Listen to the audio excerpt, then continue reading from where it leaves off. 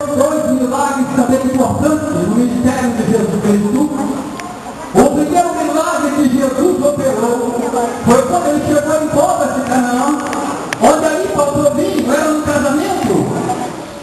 E agora, quando faltou vinho, eles procuraram ali Maria. Maria contou para Jesus e falou para aqueles empregados fazer tudo o que ele mandava. E Jesus mandou que aqueles homens, que aqueles empregados, enchessem aquelas talhas de água e que depois ia servir para aquela multidão, porque o casamento estava super lotado. E quando aqueles empregados pegaram aquelas talhas e levaram para o mestre Sala, porque naquela época, para servir alguma coisa no casamento, deveria primeiro passar pelo mestre Sala.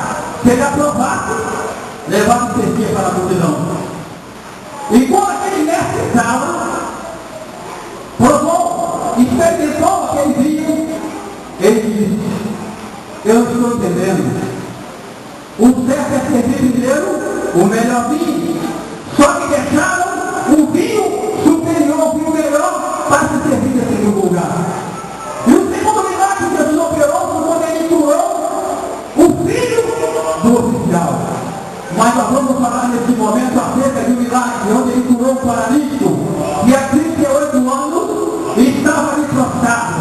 Eu quero dizer para você que nesta noite Deus te trouxe aqui nesse lugar para fazer um reboliço na tua vida.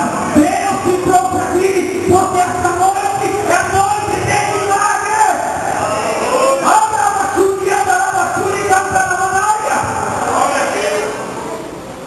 A Bíblia diz que Jesus subiu para Jerusalém porque os judeus estavam em festa. E em Jerusalém havia um campo com o nome de Santo de Betesda. Betesda, em hebraico, significa casa de misericórdia. E aí havia muitas pessoas sofrendo. Aqueles que eram 5 pavilhões, 5 alpendres. E o povo estava sofrendo. Porque naquela época, toda família que tinha alguém doente, alguém cego, alguém paraplégico, eles levavam ali para o campo de Betesda, em busca de milagre.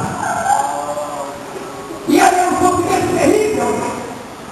Imagine, irmão, ali não era uma multidão de pessoas. A Bíblia diz claramente que era uma grande multidão.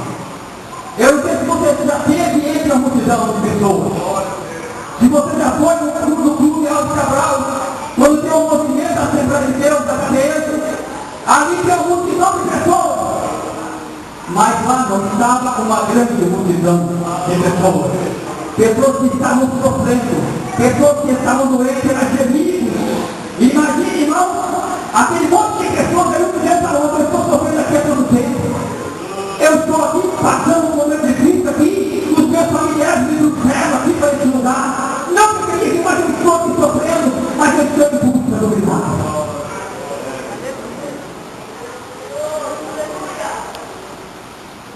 Segundo os estudiosos, homens que estudam acerca dos milagres que Jesus operou, aquele campo de Betesda, ele tinha aproximadamente 100 metros de comprimento.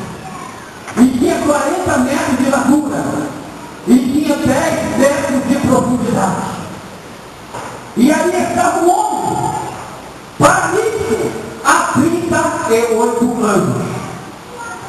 À espera de um milagre. Naquela época o preconceito era grande. Para uma pessoa que é portadora de deficiência física. Também os idiomas são diferentes. Há uma discriminação, preconceito.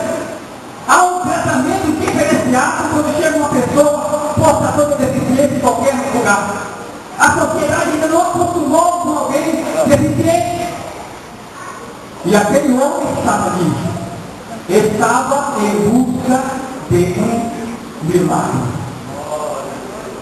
Eu imagino que quantas pessoas que estavam ali, que levavam aquele homem ali, talvez muitos falavam até para ele: não adianta, rapaz, você nasceu paralítico, não tem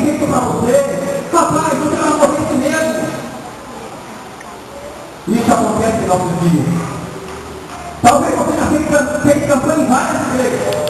Talvez você já está sofrendo há muitos anos. E alguém já disse também para você, não tem jeito não. Você já está na igreja há mais de 30 anos, há mais de 20 anos, e até agora nada. Aquele homem não me oferece aquelas pessoas, mas estava ali constantemente no tanque de Betesda.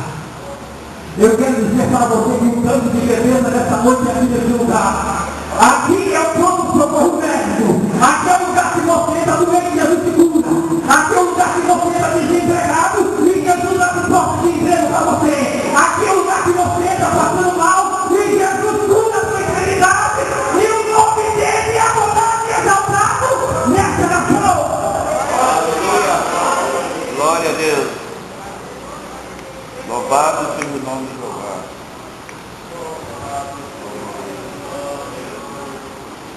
E aquele homem estava ali há muito tempo. Há 38 anos ele sofria. Há 38 anos. O que nós aprendemos nesse texto sagrado é que muitas pessoas foram curadas, foram libertas ali naquele canto. E quando Jesus se aproxima daquele homem e faz uma pergunta para ele, quer explicação? Qual é a significação?